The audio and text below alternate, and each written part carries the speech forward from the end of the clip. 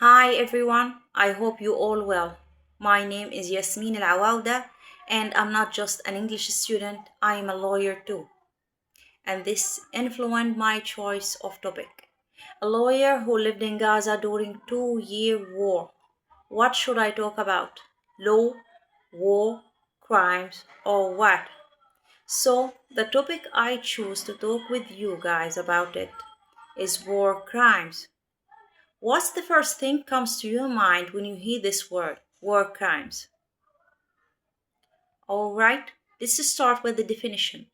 War crimes are among the most serious violations of international humanitarian law, and they include deliberate attacks on civilians, torture, forced displacement, and the destruction of hospital and essential infrastructure. Sadly, these crimes reflect the darkest side of conflict, where moral and legal boundaries are ignored. Some argued that war itself is a crime, but law focuses on specific acts that break agreeable rules. Not every civilian death considered as a war crimes. The key factor is intent. If the target was the military and civilians were harmed unintentionally, it may be classified as a collateral damage. But deliberate or reckless attacks on civilians are clear violations of international law. The difference between a war criminal and a terrorist lies mainly in context, and legality. A war criminal usually belongs to a state or armed force and break the rules of war. But terrorists target civilians intentionally and spread fear to achieve political goals. Throughout history, some leaders have become symbols of extreme brutality and are widely considered among the worst war criminals. For example, those responsible for genocide and mass killing. The distinction between crimes committed in war versus in peacetime is legal. Murder is always a crime, but targeting protected groups during war is defined specifically as a war crime. Let's get back to history.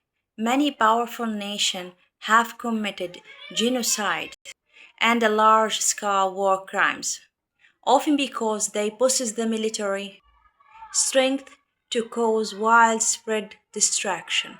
And this exactly raises a question about fairness, especially when some of these same countries lead global discussions on human rights. In reality, no country is completely innocent, and accusations have touched almost every nation. And of course, there is another challenge. The old belief that the winners write history. Victorious nations often determine which acts are labeled as a war crime, while some powerful countries refuse to join the international criminal courts, claiming their citizens cannot be treated internationally. This weakens global justice and limits accountability. Unfortunately, today war crimes are continued, whether through bombing civilians areas, blocking humanitarian aid, or the use of a child soldier, which is unquestionably a war crime that shut down hospitals. All life support systems can consider as a war crimes.